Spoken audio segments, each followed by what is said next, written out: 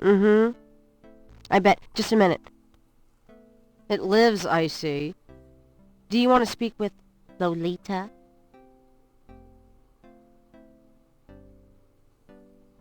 I'm sorry, but Gabriel is a lout. Oh, I mean, he's out. Yeah, if he ever comes back, I'll tell him. You know, you could do better. I know I don't know you, but you could do better. Sure. Bye-bye. Good morning. The phone's been ringing off the hook all morning. Let me know when you want your messages. Yeah. Gee, you're lively. Did you have another nightmare last night? Sort of. Mm-hmm. I told you it's that voodoo book you're researching. That stuff can seriously screw up your karma. I'm sure that's it. Maybe I should write a horror novel on passive resistance instead. So don't sleep. It's your body. Anyway, your handheld tape recorder came today. Really? Great. I can't wait to see what human rights you violate with this one. I can't wait to violate them. For example, if you would just let me... And I located some local voodoo references for you. Dixieland Drugstore and the Historical Museum of Voodoo. Both are right here in French Quarter. How would I ever manage without you? You? Give me a break. The devil himself couldn't change you. Well, if the devil had great legs, perhaps. Like yours. And a riveting personality, I'm sure. Well, if you need any more research done, just ask. It's not as though we're swamped with customers. Hello and welcome to Gabriel Knight, Sins of the Fathers. This is a game that I haven't played in a long time, but I'm very much looking forward to revisiting it. Not only is it a good game, but there's also a lot of very good actors playing many of the characters in this game, including Tim Curry as Gabriel Knight himself and Leah Remini as Grace. The controls for this game are pretty much standard for Sierra games of the time. We can walk, we can examine. We have two speech icons. One is to ask a character questions, and the other is for general chit chat. We can grab, we can open, we can operate, and we can move things. Our inventory is currently empty. Gabriel is carrying nothing. And we also have a collection of empty cassette tapes as well. And you may have noticed we have a scoring system too. Now, I'm not going to lie, this video is going to be set completely in this room. There are a plethora of things to examine and poke around with. On the one hand, I want to be very thorough, and on the other, I enjoy hearing Virginia Capers talk. So without further ado, let's make a start. St. George Books could use some serious renovation, but Gabriel likes to think that the place has character. Gabriel plans to turn the balcony into a schmaltzy cafe, if he ever gets the cash. Grace's coat is a simple but classy trench coat. Gabriel hates people with good taste. Dramatic, isn't it? Gabriel didn't eat for 3 weeks after splurging on that coat. He has a thing for black leather. The shop's mascot is an old knight-shaped coat rack. The front door leads to Bourbon Street.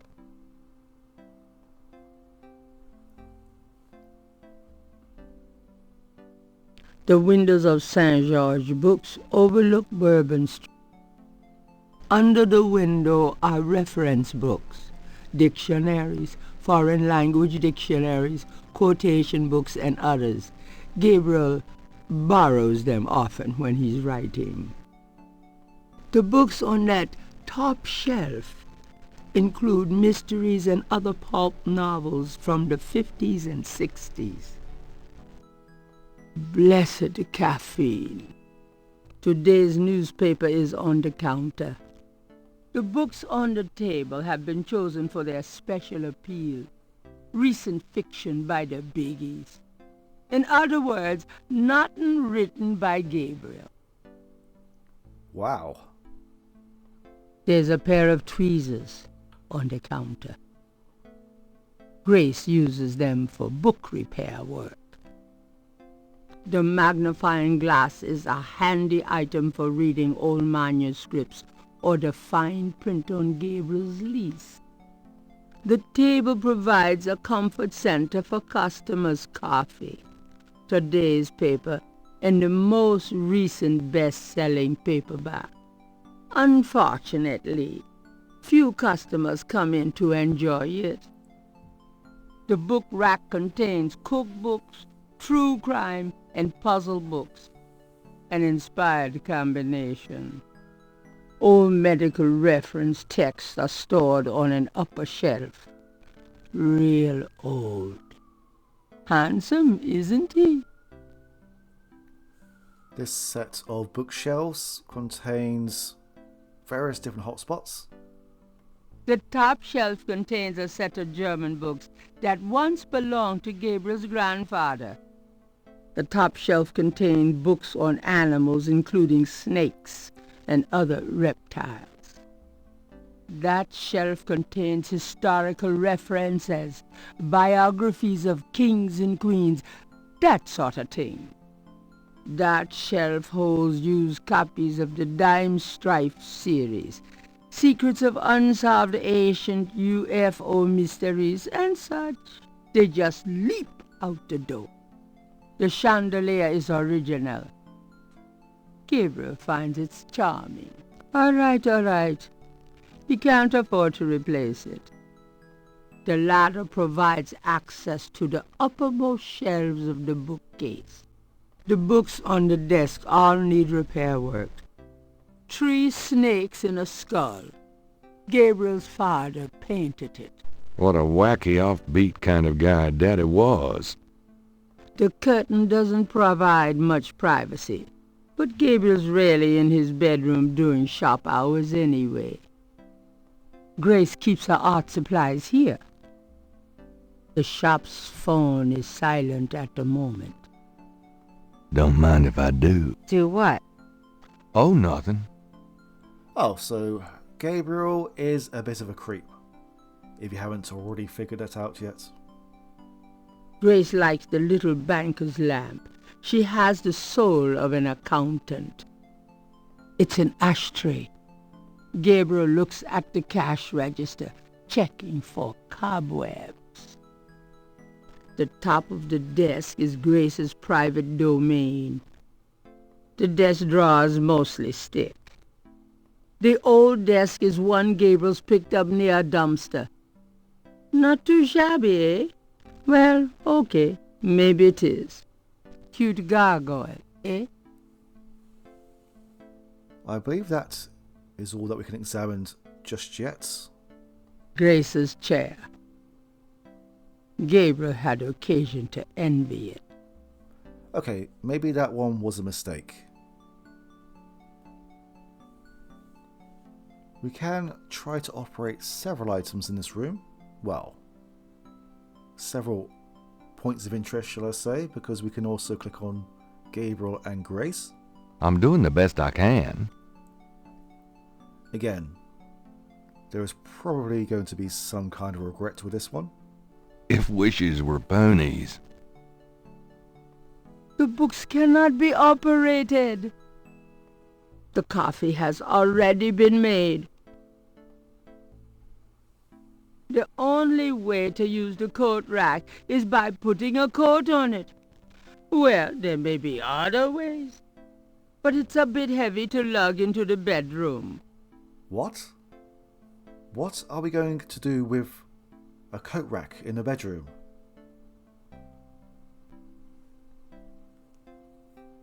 If you try to look down my shirt one more time, I'm leaving. Hell, just trying to refresh my memory. I know what you're trying to refresh, and it isn't your memory. Get down.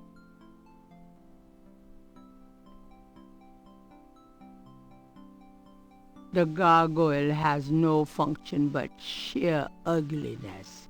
Not unlike... Oh, never mind.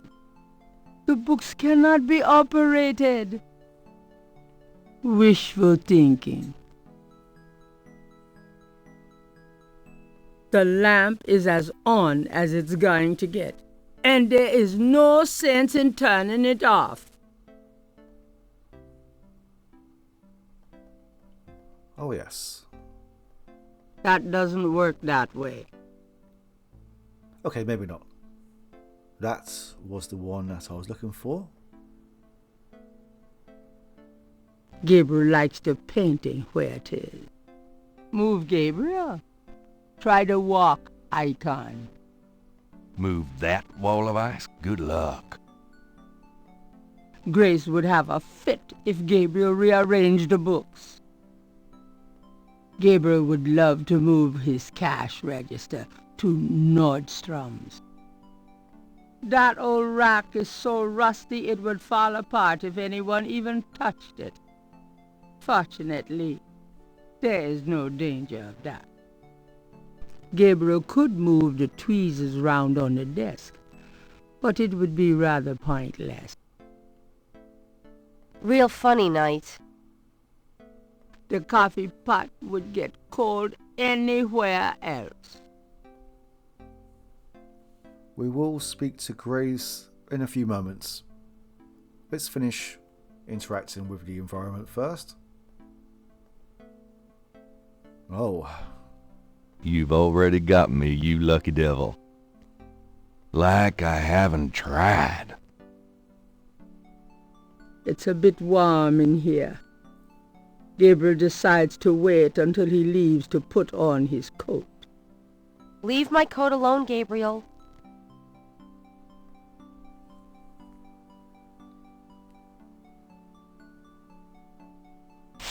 Gabriel leaves through a German-English dictionary. Let's see, Mittag means midday, noon. I believe that we can interact with this book 6 times in total. Well, 6 unique times. After that, it just cycles back through all of the words again. Gabriel leaves through a German-English dictionary. Spiel means game. Interesting. Gabriel leaves through a German-English dictionary. Himmel means heaven. Uh-huh. Gabriel leaves through a German-English dictionary.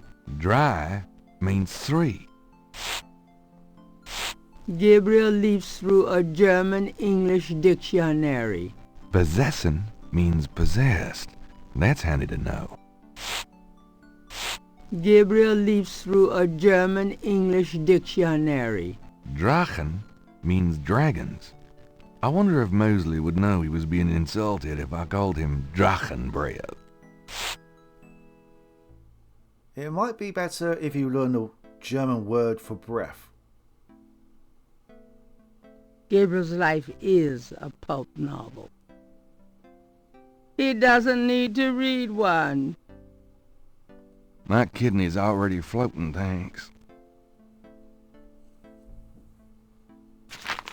Times Picayune, dated June 18, 1993. The front page has an article about the voodoo murders. The article says that the victims are all identified as members of the underworld. The general public of New Orleans is in no danger. Police claim the so-called voodoo trappings found at the crime scenes are fake, a scare tactic, and that the murders are not associated with any genuine practitioners. Gabriel also scans the Aquarius horoscope for the day. Potential storms ahead. Proceed with caution. And do not get involved with anything new at this time. Right.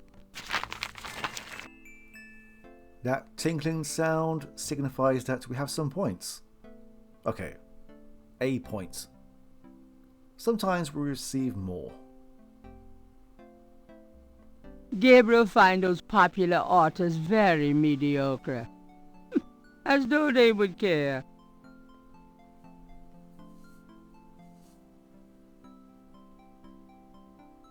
I'm going to take the tweezers for a bit. Good. You're beginning to look a little scruffy.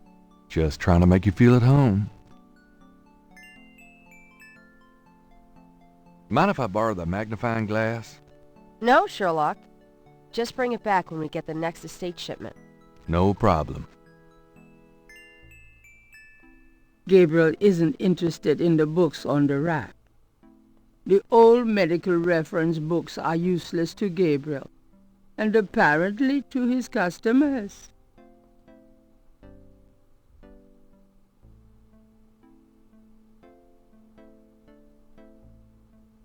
Gabriel selects a volume of German poetry that he always found strangely compelling. Drei Drachen. Drei Drachen kriechen in meinen Schlaf. Die Ziele wollen sie lebendig zum Fraß. Feurigen Atems, gespaltener Zunge, genießen sie jedes Mal. That's nice. Kinda creepy, though. Who's the author? Heinz Ritter. I'm not sure what it says, but I get the feeling the guy was one sick puppy. So far, we understood the words free dragons. Gabriel pulls down a book on snakes. Snakes are legless reptiles. Some snakes kill their prey with poison, some by constriction. A snake smells by tasting the air with its forked tongue. The smells are passed back to a sense organ in the mouth. Constrictor snakes, however, sense their prey by vibration. Did you know that medieval legends about dragons and giant worms are actually based on snakes? You know, dragons, devils, sea monsters, well, they've always been associated with snakes. Grace, get alive. Wow. Grace was being very helpful. And you were being rather rude. The history books on that shelf don't interest Gabriel at the moment. Gabriel's had all those books in the bathroom and doesn't care to read them again. Gabriel does not want to work on the damaged books right now. Really, taking Grace's lamp is not necessary. Gabriel doesn't need the ashtray. It's certainly light enough, but rather useless, as Gabriel well knows. The gargoyle is heavier than it looks. Gabriel can't lug the painting round. Gabriel wouldn't dare touch Grace's oil paints.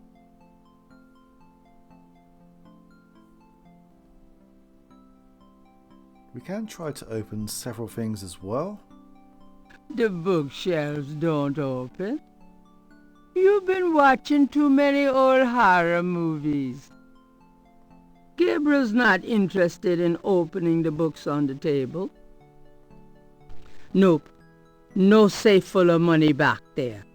If I want to open up, I'll go to a shrink. I don't even want to think about what you mean. Okay. Guess it's now time to speak to Grace. Did I examine a chandelier? The chandelier is original. Gabriel finds it charming.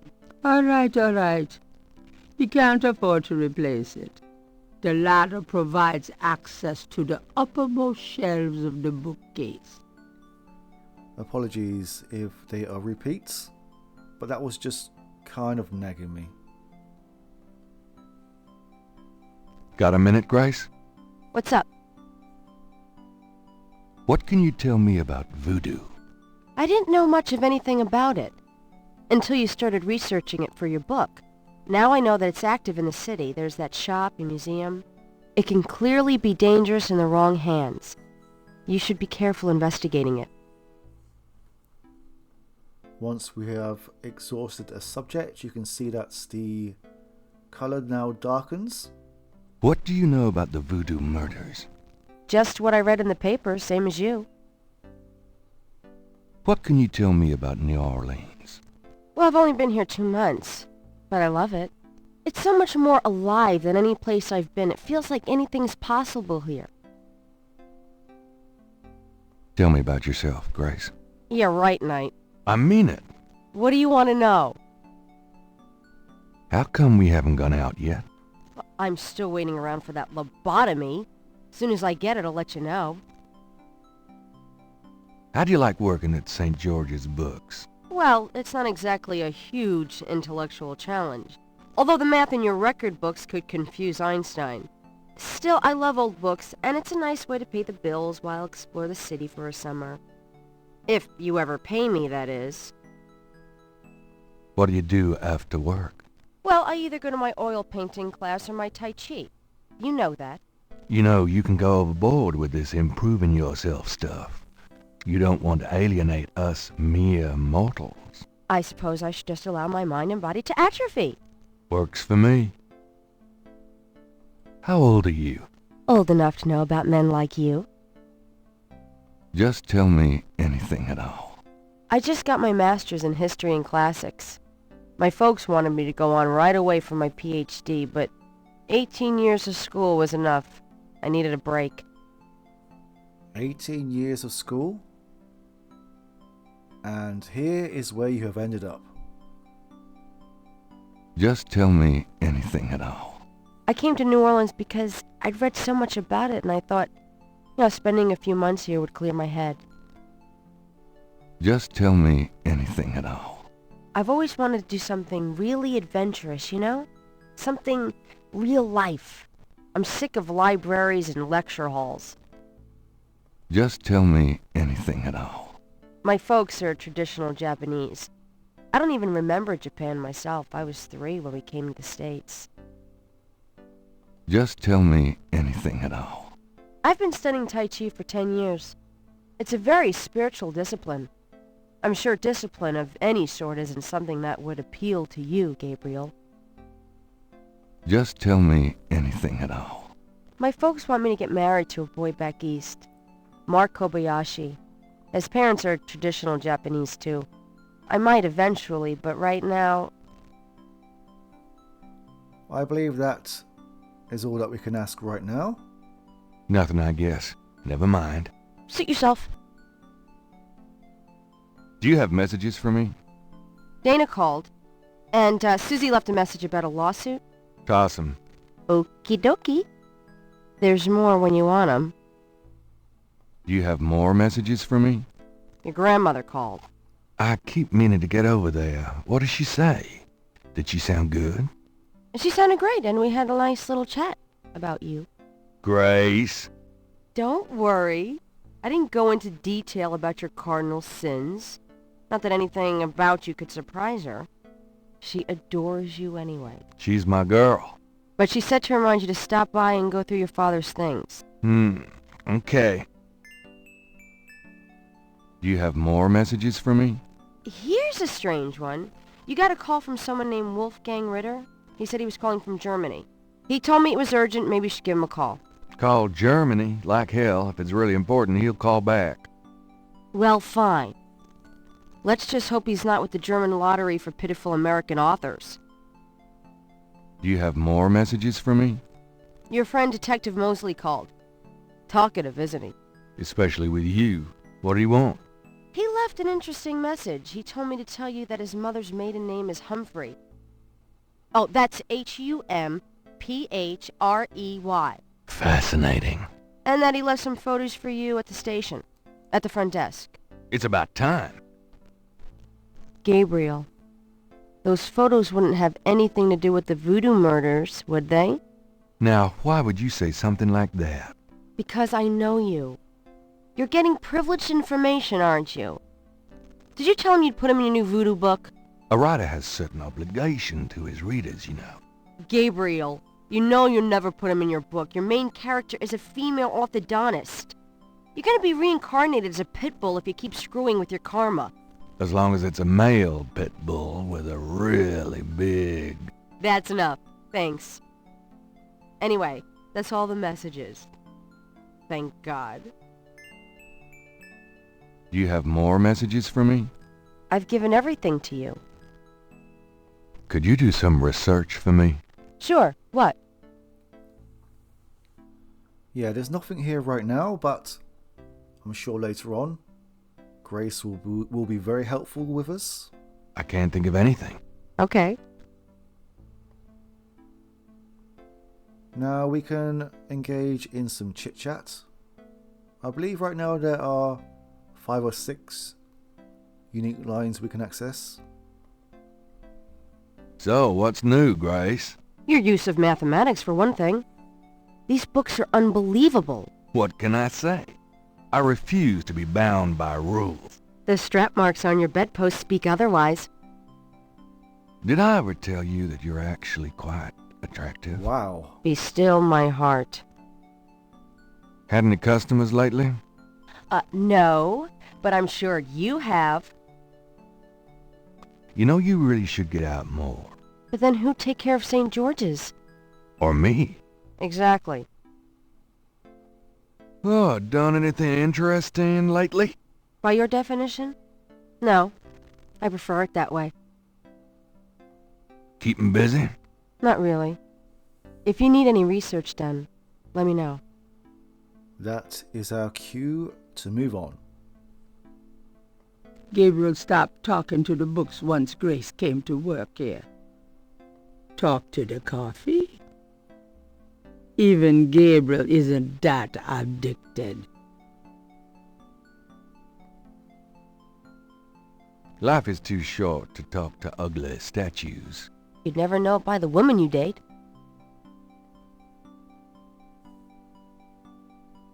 Is anyone back there? Don't be silly. Who would be back there? Who'd want to be back there? Oh yes, before we go anywhere, Gabriel opens the cash register to examine the take. Or, in the case of St. George books, the mistake. Slim pickings. The cash register contains about $20 in small bills and change. It's a gift certificate left over from yet another dismal failure of a promotion. Gabriel, that's all the change money I have. Touch it, and you can kiss your hand goodbye. Would I do that to you? I trust you can live without this old gift certificate. Knock yourself out. now we could go and explore New Orleans, speak to more people and have some fun, or we could go and examine Gabriel's bedroom.